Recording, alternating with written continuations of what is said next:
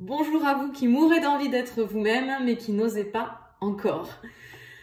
Par rapport au sondage que j'ai en ce moment en cours, qui est comment oser être soi-même et ne plus se limiter dans ses actions ou ses projets, j'ai eu des réponses au sondage et à la dernière question du sondage, c'était est-ce que tu as des questions pour moi?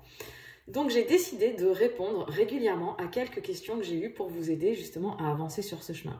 Alors une des questions, c'est est-ce qu'à force de se forcer à vivre dans une zone de suradaptation pour vaincre ses peurs, on finit par réussir? Alors je pense que justement, la réponse elle est dans la question. À force de se forcer.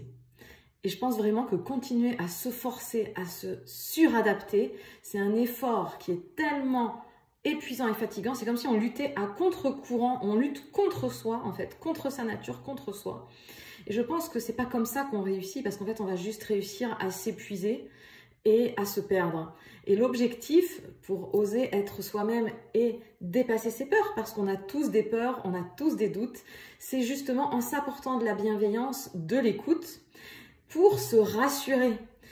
Pour se rassurer, parce que si on est en stress et que du coup on est en train de se forcer à faire quelque chose, on n'est pas dans un acte de bienveillance, on est dans un acte de je te pousse, t'es pas assez bien, tu n'es pas assez, donc je te pousse, tu forces et ça va marcher.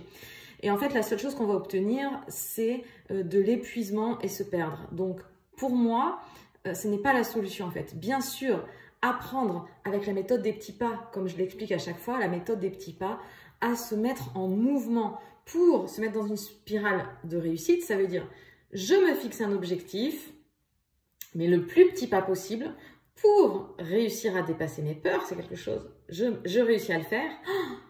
Je suis fière de moi, je suis soulagée. Du coup, je vais pouvoir me mettre une deuxième marche pour pouvoir progressivement monter et atteindre mes objectifs et réussir justement à aller là où je veux.